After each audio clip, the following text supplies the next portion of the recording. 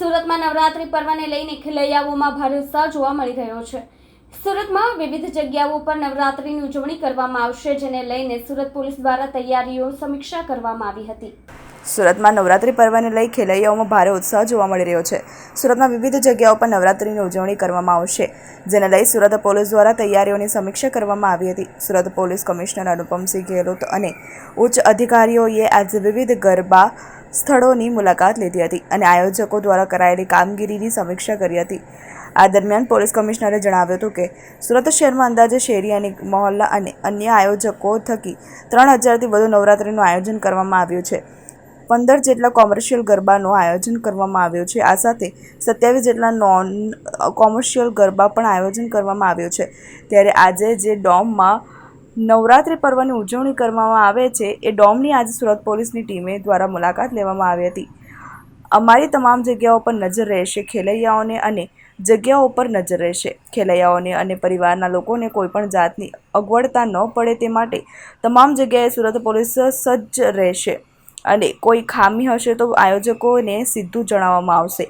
આ સાથે ગરબા પંડાલોમાં નશાકારક વસ્તુઓનું સેવન ન થાય તે અંગે પણ ખાસ ધ્યાન રાખવામાં આવશે।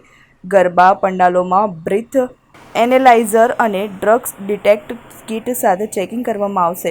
સુરતવાસીઓને કોઈપણ જાતની તકલીફ આ નવરાત્રી પર્વ દરમિયાન ન પડે તે માટે ટ્રાફિક વ્યવસ્થા પર વિશેષ ધ્યાન આપવામાં આવ્યું છે।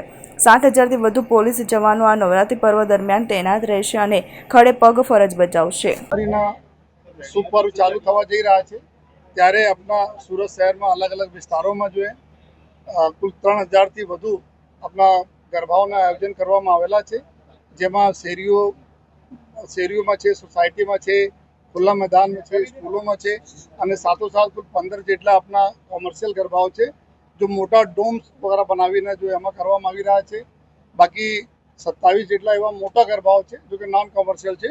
તો આજે એના ભાગરૂપે જો કે ડોમમાં અહીંયા આપણા સુરતમાં કલ્ચર છે ગરબાના જોઈએ, એના માટે તમામ જગ્યા જો જેટલા બી ડોમ્સ રેડી થઈ ગયા છે એના અમારી ટીમ દ્વારા વિઝિટ કરવામાં આવી રહ્યા છે।